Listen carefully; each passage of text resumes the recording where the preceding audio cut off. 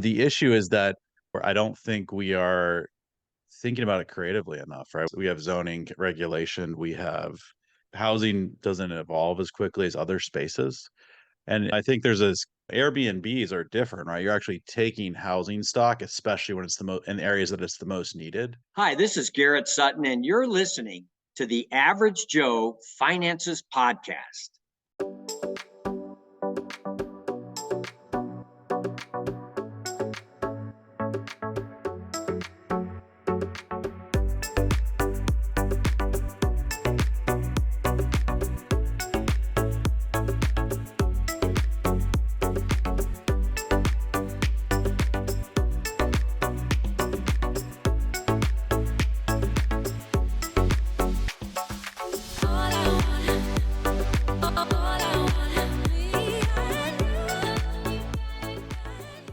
If you're watching this on YouTube, make sure you smash the like and subscribe buttons.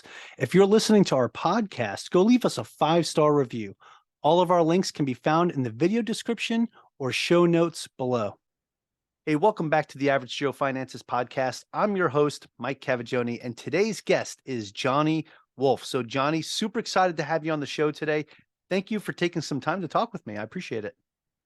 Hi, Mike. Thanks for having me, man. Really like the name of your show. Really like your show as well. And I'm really excited to be here and share about real estate and homeroom. Awesome. I'm excited to talk about those things with you. Hey, I want to kick this off the same way I start every podcast episode, and we want to know more about you. So if you could share a little bit about your background, your story. Who is Johnny Wolff?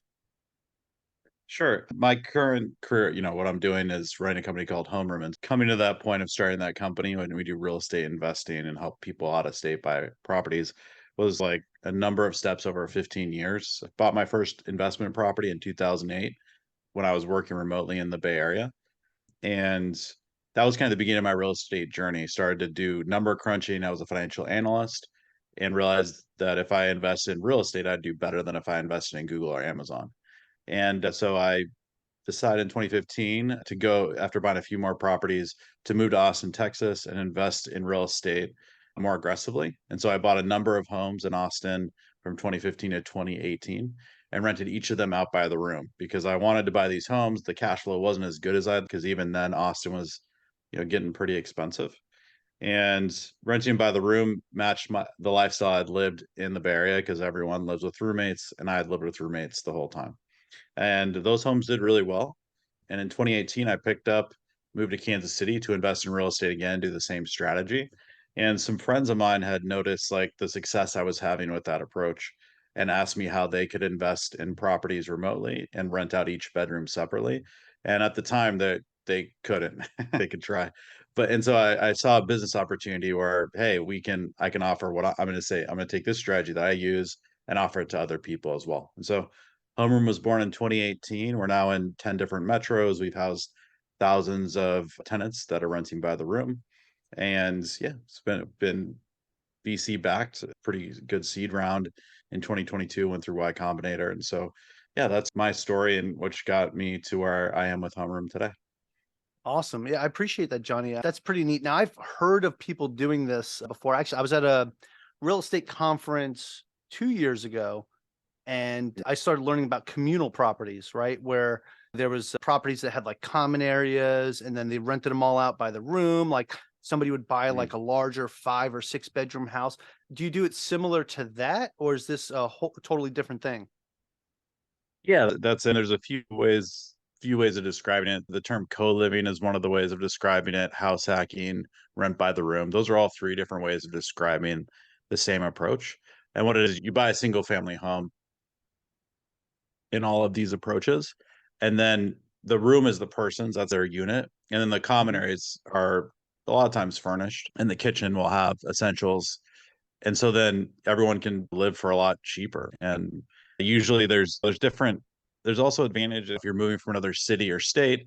If you move into one of these homes, you can make connections, friends. You may be able to. When I moved to Kansas City, I got to go out to a bar with my roommates the first night I was there, right? And that's like an amenity that an apartment complex can't offer you. So you're saving 50% on rent and you can make connections faster. So there's a lot of benefits. Obviously, living with roommates has challenges too. but so does everything. Yeah.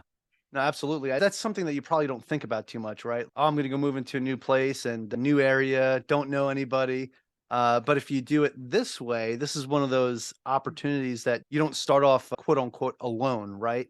You start off with a group of people that can show you around and get you acclimated to the new area. So if you're moving to a new area, I can see how that's very beneficial. Now, when you bought your first property for yourself, did you do the same thing? Did you house hack it and say, okay, I'm moving into this house and I'm going to rent out these rooms and see if this works? Is that how everything came to fruition? I was house hacking in the Bay Area from 2008 to 2015. We had a house in Sunnyvale, which is right by Mountain View where Google's located. And me and my friends had all moved into a house and were renting by the room. And then my friends, one of them got married, one of them moved to become a digital nomad. So they would leave and we basically would have people come in. That's very typical in a lot of places in the United States. People find roommates through Craigslist and Facebook. So I'd have 45 roommates by the time I moved to Austin. And when I moved to Austin, I bought a home. And yes, that is what I did. I house hacked and rented out the room, but it used a lot of the framework we as a kind of a group had developed over 5 years in Sunnyvale.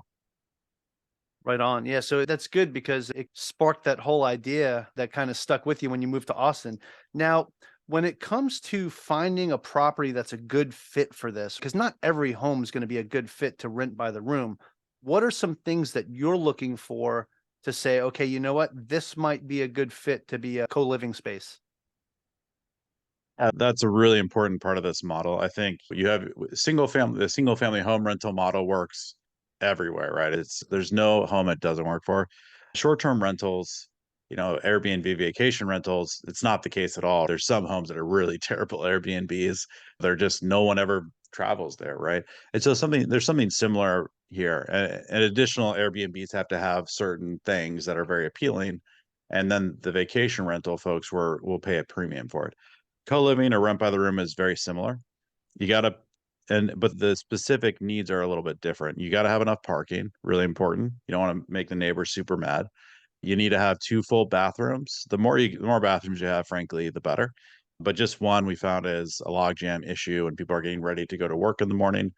We're typically taking a home that has 1,500 square feet plus because usually these homes, the financial performance gets much better if you're able to add a bedroom or two. And so we're usually looking for a home has a little bit of size to it and also has maybe a space that's no one's going to use that den. It has a window. So it will become a bedroom really simply. So we're looking for those opportunities to basically take a single family home that might be rents for $1,600 a month. We do a little bit of construction and now it's renting for $2,700 a month using co-living.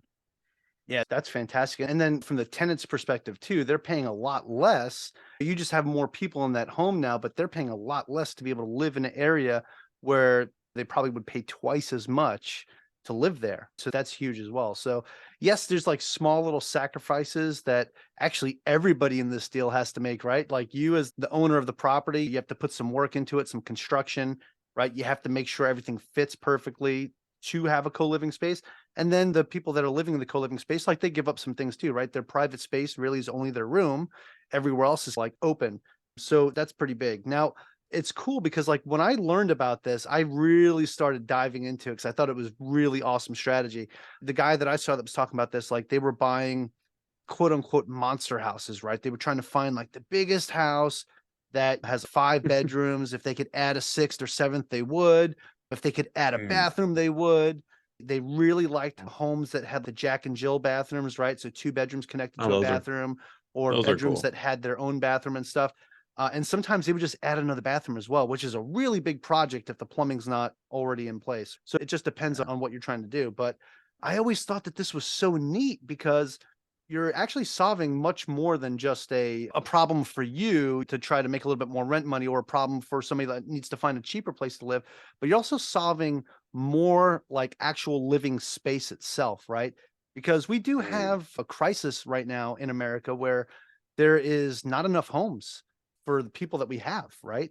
And yes, there's plenty of vacant homes out there and there's a lot of stuff we can do with that, but at the same time when it comes to actual livable space where people work and live, a lot of times you need something creative to make it work for the community. So I think a lot of people don't look at it that way, right? You're actually creating something for the community as well that not only adds value to the property, but adds value to the neighborhood and the community. Would you say that's true? I think that's one of the parts that we're candidly the most excited about. There's been studies on the number of square footage that's in the United States, and I think it's 1,100 square foot of housing space per person. So that's a lot. All right.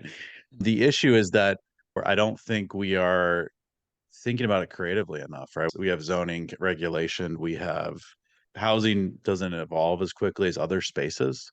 And I think there's this Airbnbs are different, right? You're actually taking housing stock, especially when it's the most in areas that it's the most needed. Because a lot of times, like I was talking to someone about Florida Airbnb and how there's some real big pushback on it. And it's because like they're on the coast, no one can buy starter homes, and then people are turning a lot of the homes into vacation rentals, and suddenly the housing supply drops off a cliff. And so, which is nice if you own a home, but it's problematic if someone's trying to get into their first home. But what this does actually creates housing supply on the market, right? So you take a single family home and you turn it into 6 units essentially, right? It's not, or you create a non-nuclear family, and that drives housing pricing down, right? You're reallocating the space, you're using it more efficiently. It A lot of these cities are having these conversations behind all their account. How do we add more affordable housing? And how that's like the big question mark, the question everyone has, because new supplies are so expensive that doing that affordable starter home is like not good business for most people at this point. So yeah, I mean, we look at it and we don't see a better solution out there than this because the amount of construction that's needed to do this is not that much, and it deploys quickly and it's flexible in where it can be deployed. And so, yeah, we think it's a really valuable thing for a nation that's having a housing crisis. Yeah, and again, like I don't think a lot of people look at it that way either. When you think about the housing crisis that we have, where people need places to stay, and yes, so one of the things you pointed out there with the Airbnb stuff and the short-term rentals, I know what you're talking about with what they're dealing with in Florida because out here in Hawaii, it's the same thing. So we have some really strict laws, especially where I live on Oahu for short-term rentals. There's only two areas where you can have short-term rentals. One of them's in Kolina. Actually, there's three. There's another spot on the North Shore and then in Waikiki, but they have to be zoned for it, right? And you also have to have a license for it. So they only gave out 30,000 licenses. So you can buy a property that comes with the license. That's great. But if you buy a property that's in the zoned area and you're like, okay, cool, I got a property that's in a short-term rental zoned area, and you're like, I'm going to go put it on short-term rental, all of a sudden you get a $10,000 fine. You're like, hey, why'd this happen? Because you didn't get a license. So they're really strict on that because, like you said, they're on the Florida coastline, you run out of space where people can actually buy a home and live. The same thing here on Oahu, except we're on an island and there's only so much you can build before there's no more room, right? So housing becomes a very touchy subject out here. So that's why I think something like this would be a great strategy out here in Hawaii is communal living. But again, too, there's also a lot of regulations on that as well out here when it comes to how many people can live in a home, how many kitchens you can have, and all of that. So it could be pretty difficult to make happen. But it looks like one of the ways that, or one of the things that I always see too, like people that are creative with how they handle their real estate are the ones that are very successful. So you found a creative solution to making this happen. So I know people out here in Hawaii were listening to this and they said, hey, this might be something that might be a good fit for me. They can probably find a creative way to make it happen. So I want to get into that a little bit as well. When it comes to the creativity behind this, what are some of the things you look at? I know you already said like you'll try to add a bedroom, things like that. Are there any other things that you look at that kind of help make a home more marketable as a co-living space? And then if there's a spot that you find, let's say that there's not enough parking, is there a way that you could find a way to create more parking, build an additional driveway or anything like that? Like what kind of issues do you run into with zoning when it comes to making these properties work? That's loaded question here. That was, I like you. I think you snuck in 4.5 questions in one, which I Let's like do it. it. First comment is I agree with your point about creativity. I think that ends up being what separates creativity compounded over time means I think you just have outsized success. And so I think that is exactly right. And that doesn't have to be with rent by the room. It just means like in your business, if you're going to go into commodity land and just do the same thing as everybody else, the margins are pretty slim and you're going to have trouble like really getting out of it. But if you apply your creativity, and then I think that's when stuff gets really good. In terms of properties themselves, it's a balancing act, just with any rental property, where as you get more central, the demand goes infinite, but then the price gets too high and your yields drop, right? And so that's really the kind of the balancing act that we have with co-living that's similar to single family rentals, but much different than short-term rentals, right? Where in that case, you want to be in the center of the city. So we think of it, you got like the dense urban core. We're generally not there. And then the next ring out is like the beginning of suburb land, but reasonable density on a per square mile basis. For us, reasonable density is like 2 to 3 to 4,000 people per square mile. When you drop below 2,000, we have some challenges. We also have some data around net migration. We find that density is one factor that's really important. But if no one ever moves to the town and it's reasonably dense, that's a problem, because to create a new type of housing, you almost have to have turnover of the tenants. So we have some reasonable density in a city outside of Kansas City, but no one ever moved there. I lived in Kansas City, and kind of just off the top of my head, I'm like, yeah, I don't remember ever knowing anyone that ever moved there. And so that's a negative too. But areas like Arlington and the DFW metro, tons of people move there all the time, a lot of net migration. That's really helpful for this type of living. So those are the things that, from in terms of a location standpoint. From a standpoint of customizing the property, I had a driveway to my property that has this co-living. So there's obviously, you can obviously do that. Just make sure you get it permitted because the city can see it. We the more bedrooms you can get with the less construction you spend, while still like honoring making sure you get it permitted, all that stuff together, it creates kind of your best result. But roommates also really a square. I'm answering 4 questions in one, so I'm a little rambly here. So feel free to cut me off if you need. No, it's cool, man. I was rambly when I asked, so I had a Yeah, rambly answer. excellent. I'm not even like saying this is the next question. And so so in terms, so really like the dimensions of the bedroom matter quite a bit. Because we don't, most co-living spaces do not furnish the bedrooms. Some do, but it's less frequent. And so when you have to think about it from like somebody moving into the city, they want to have a pretty good life in a room.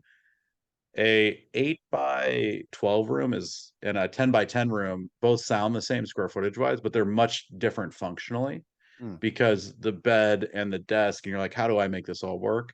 So that kind of stuff matters when you're looking at a co-living home. So if you're like, I can get like 7 bedrooms, but like 3 of them are just this like weird rectangle, you'll get some premium rents, and then you end up, your returns will be worse. So that's the thing you want to think about. Common areas don't matter as much to these tenants. They're getting a room, they understand that. But having a good room that's at least a square 10 by 10, that matters to pretty much everyone. And that's a really crucial part to making sure you get the returns you think you're going to get. No, that's great. That's great to know. Now, what about certain things like, do you ever add appliances to any of the rooms, like maybe like a refrigerator, a microwave, or anything like that? No, we're really trying to keep it as, the goal is to create communal living. So Mhm. we have a kitchen where everyone lives. We provide a managed service there with maid and yard, and the community, the central area is really like homeroom's job to keep that in a good spot so people can enjoy it. But yeah, I don't think we don't allow appliances in rooms because utilities are shared by the tenants. Sure. So Okay. the goal is really to scooch them from being strangers to being a community over time. Awesome. So do you split the utility bill between them and bill them all separately? Yeah. Is that how that works? We use an allocation methodology that's similar to multifamily homes, where you Okay. just kind of throw them all the utility bills and they like run allocation methodology, which is, we could go into the math. It's not super fun, but it works. And the tenants are always like a little confused by how it all works, but that's part of the reason that I guess it's done that way. But they understand that if in the summer utilities go up, you're going to pay a little more. Okay, awesome. Now, what about one of the things? So I'm a multifamily investor, right? And one of the things we look at a lot in the area that we're going to buy an asset in is like the actual jobs there, right? What kind of communities are there? What kind of job availabilities there are? Just the job industry itself. So is that something you look at? Like, I know that you're looking, you said it's like between the city and the suburbs, right? You want to have those highly densely populated suburban areas. But what about when it comes to job availability? What kind of industries are you looking for? Is there anything specific like that? Yeah, we're a bit more agnostic there. I think the difference between like we generally the way we think about like cities, we generally think about a city as kind of like the first layer that we take our investors through is it's the way I looked about when I moved to Austin and I moved to Kansas City, I was like evaluating different economic forces in those cities, probably a lot like what you guys are doing with the multifamily side. But I knew I saw Austin kind of had the per capita the income was going up as well as the growth was really at the top of the chart. So I was like, that, my friend, is the recipe for property appreciation. I'm going there. And so with Kansas City, I kind of looked at it and I said, and so I'm going to move to Kansas City because prices are having a great stability and the yield is much higher. And so generally we'll talk to our investor and say, which type of investor are you between those two options? Or are you in the middle? And then we have other markets. So we're in 10 different markets. If you want appreciation, Austin's pretty solid. Tampa, we think is really interesting. Charlotte, if you are looking for kind of a more cash flow market, we have Kansas City, Indy. So we're generally looking at like the whole economy. And then from a neighborhood standpoint, we typically see that the entire metro's housing volume, there's little like houses or little pockets of cities that'll go up, but we over time we've seen that cities go up together, right? Because if there it ends up being like an efficient market in the sense that if one neighborhood goes up, then everything else begins to trail and then the gentrification goes elsewhere. So we think that neighborhood specific focus is valuable, but I think picking the city you're in, I think is really the foundational most important part. And so that's what we do first. In terms of jobs, we have people that are service industry employees. We have people that work at our software engineers. We're pretty open because our price point's so low. Some people need low price. Some people want to save the money. We had one young lady who I just was texting with. She was with us for 4 years. She's a data analyst, and she's buying her own home. And she lived with HomeRoom, saved all this money, put it away, and then now she's going to buy a house. So that there's just different makes of folks that are with us, and they're all looking to save money for different reasons. No, that's fantastic. And key point there too, right? Some of the opportunity that you provide for those tenants, right? By being able to provide a more affordable living situation, they're able to save up and maybe go buy their first home and maybe get into real estate themselves. So that's awesome. Now, can you tell me a little bit about Homeroom itself and how it helps somebody that wants to break into this space into this rent by room dynamic? Yeah, that's everything we've built since day one is to provide that opportunity for other people. We saw it as it's a it's not a saturated space. Single family homes, pretty saturated, very been around for a long time. Short-term rentals are getting saturated 7 or 8 years ago, but we're at the early edge of this kind of rent by the room co-living. There's some pluses, there's some negatives to that, obviously, right? Just like there was negatives to be an early Airbnb investor, but there's also some big opportunities. So we're helping investors. They come to us. We say, if you want to invest with us, there's two ways. You can go buy a house and put it on our platform, kind of like Airbnb, and we'll show you how to do that. The other option is you can buy through our process, which means you'll talk to one of our investment advisors. They'll help you pick the right market for you. They'll help you get pre-approved for a loan. They'll connect you to a local agent in the market, and that agent is trained to find homes specifically for this setup. And then once during the inspection phase, our team will actually review the inspection report and identify items that need to be repaired. We'll also get really dialed in estimates on how much you're going to need to spend to get the rooms built if we're adding bedrooms. And so then once you close, our team will actually do all the construction for you and do all the furnishings. We're usually pretty much online with the budget we tell you. And so you'll have a pretty good estimate while under contract before you even have a chance to lose your option money, which is we feel really good about. That's the way that it works. Then once the property's fully set up, we'll lease it out and we'll do all the maintenance management, all the accounting for you. So we're pretty much full stack turnkey. The difference is we're usually buying on the MLS. We find that We do some off market deals, but because you're increasing rent so much, it's really about getting the right house and doing it in a timely manner. We think is better than waiting for a unicorn off market deal that also meets this model. Yeah, that's awesome, man. So Johnny, you guys provide a full soup to nuts service, right? Like, hey, we'll help you find the property, we'll help you manage the property, everything. Hey, here's the stuff that needs to get fixed. Here's the cost estimates and what you need to do.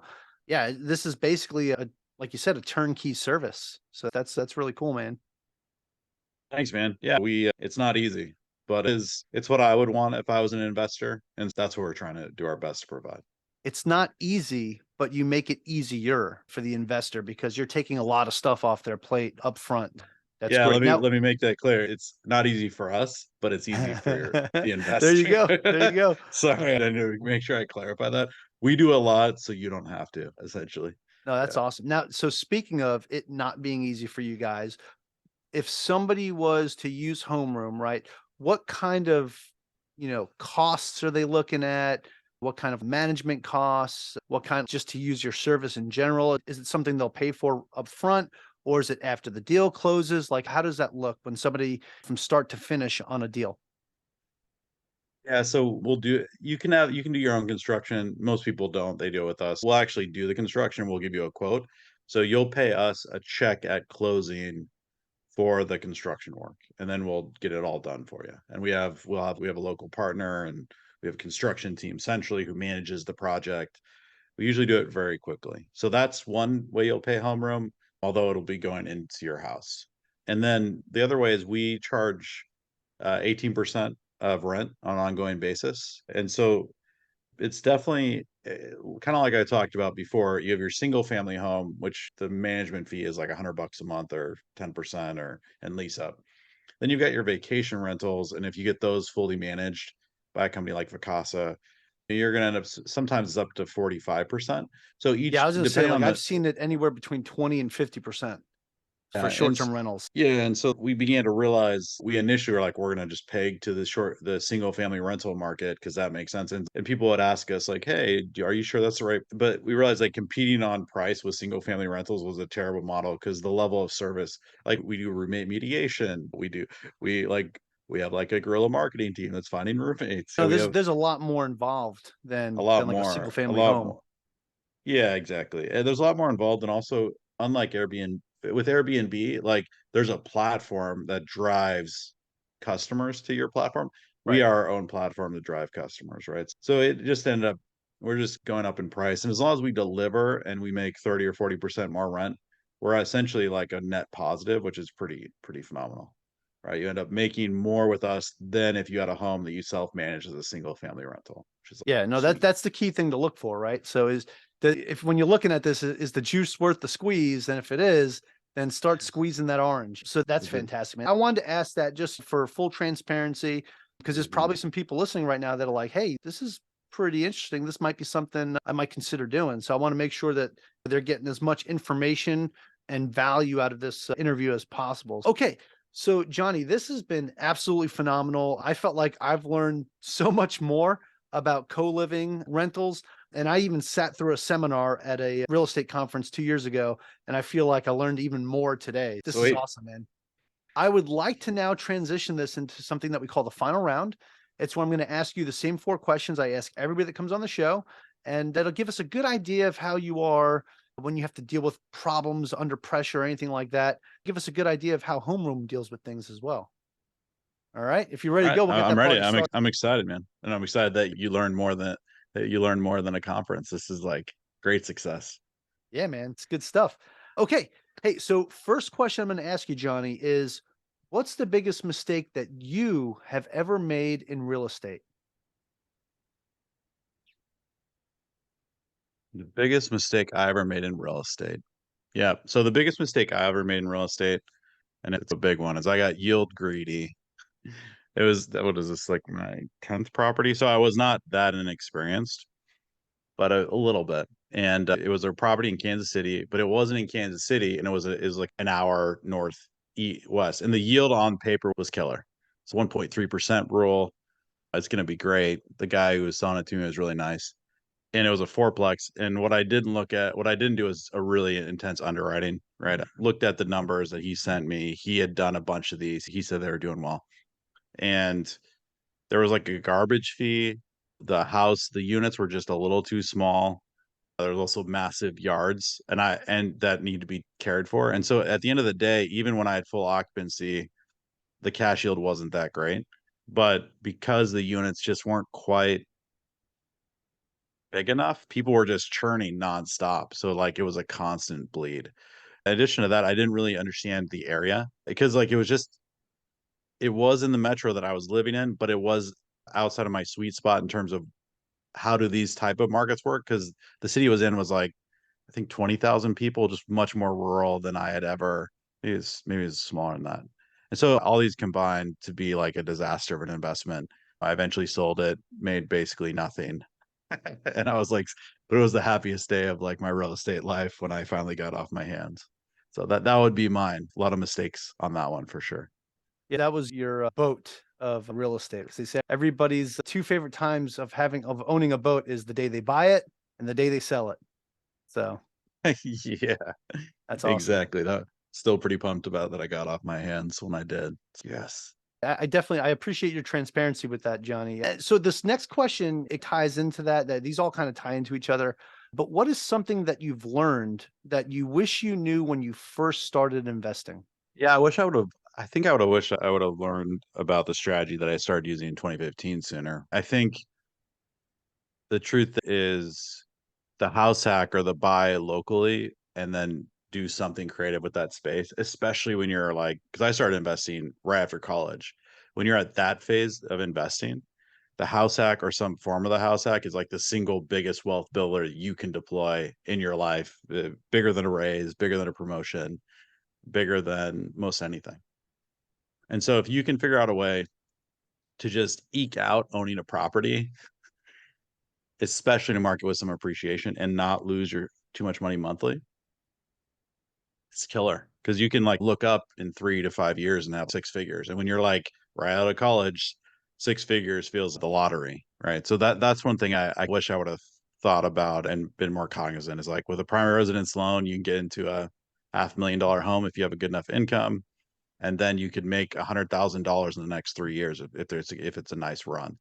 And for you to save up that from your salary or raises or promotions would take, depending on your job, but most jobs, you're not going to be able to save that kind of money up. It'll maybe take you 5 years, 10 years. Yeah, no, that's fantastic. And I think one of the things that you've mentioned a couple times here is a lot of these properties with their appreciation, right?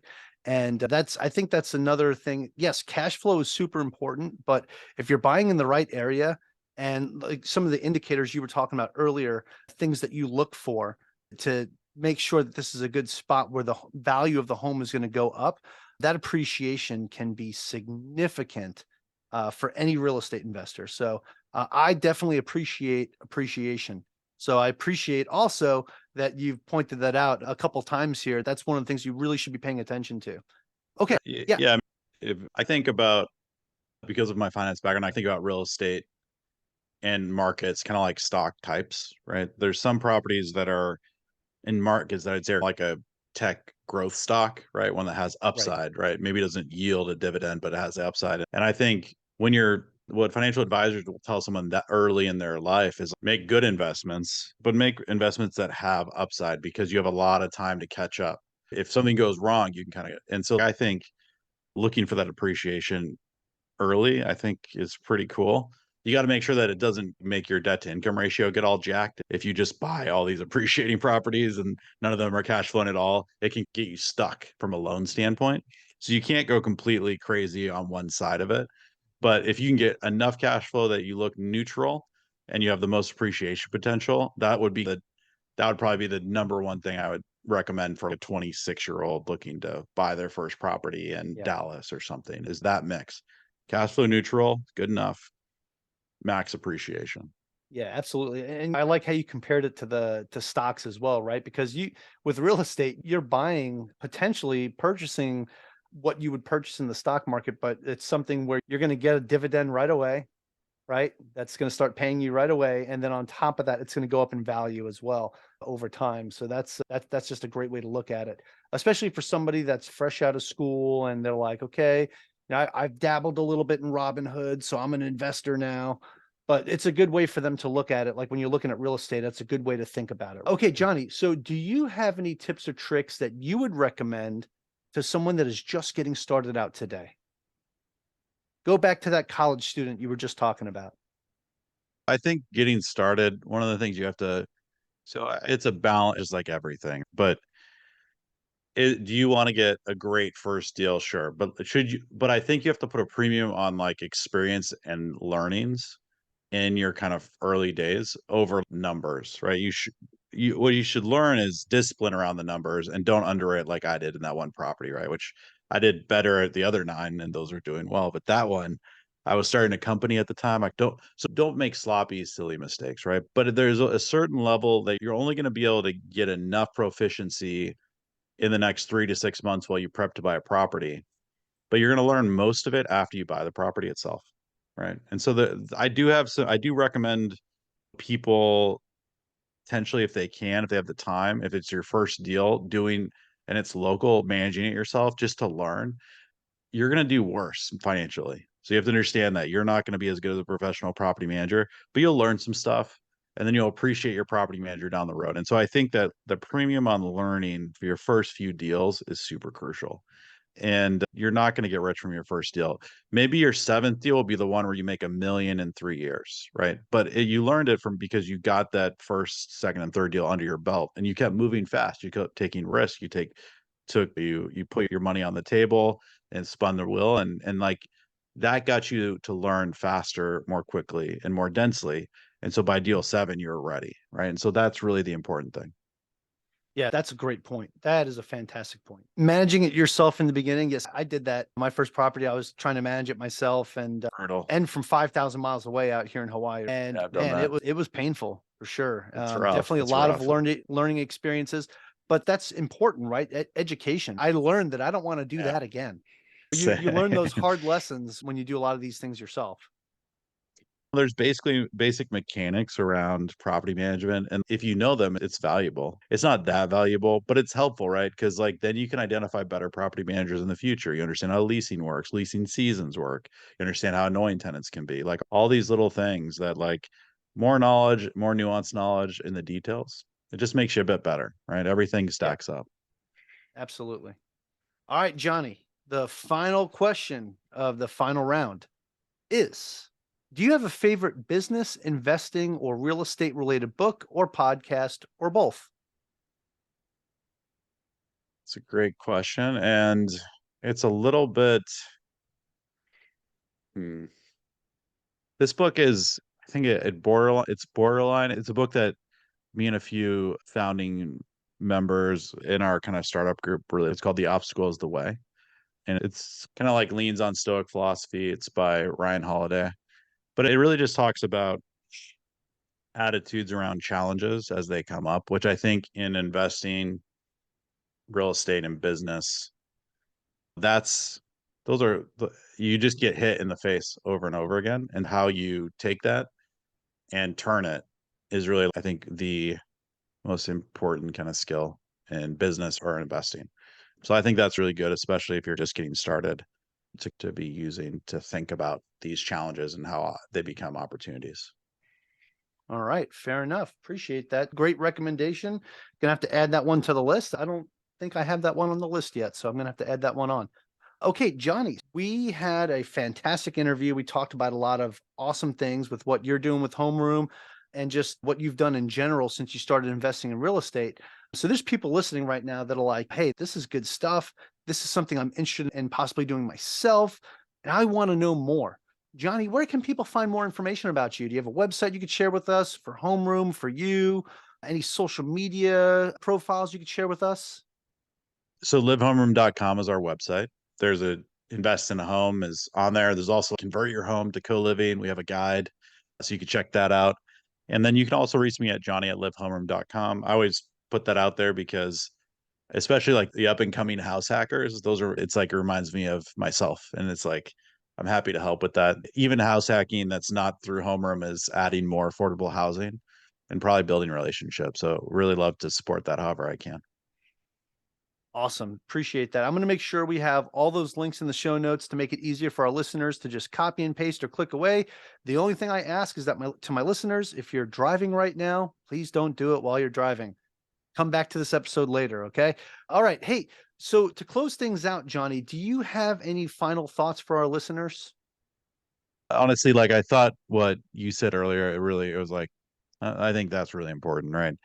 I think how you deal with obstacles, like I said about the book that I recommended, is really crucial, but also how you use creativity, right? Because determination and resilience, I think, is one of the foundational parts of starting a real estate business or investment strategy. But I think if you're resilient and never give up, but you don't use creativity, you just end up going through a lot more pain and just like difficulty than if you use creativity to find unique solutions that are going to add returns. And so I super agree with what you said there, which is like find ways to be creative and iterate and improve. You got to get to a point where you're the one creating your strategy, and your strategy you feel very compelled with because it's better than anything you've read in a book, you've learned, and you are now on the journey and directing it yourself. Once you get to that point, real estate investing becomes very powerful. So that's the sooner you can get there, the better, and highly recommend it. Awesome. Hey, I really appreciate your kind words. And Johnny, I really appreciate you taking the time to join me on the podcast today. I thought this was a fantastic interview, a lot of value added to both me and my audience here. Really appreciate you taking the time to have this conversation with me today. Thanks, Mike. It was fantastic to be here. You're an amazing host, which I had Ah, heard, but now I get it. Now I actually get to be here and be a part of it. So it was really cool. So thank you so much for having me. Thanks to your listeners to listening. awesome. Appreciate it. Hey, I also want to thank my listeners for joining me and our special guest, Johnny Wolff, on the Average Joe Finances podcast. Go leave us a 5-star review and tell us what you liked about today's specific episode with Johnny. Aloha from Hawaii and have a great rest of your day.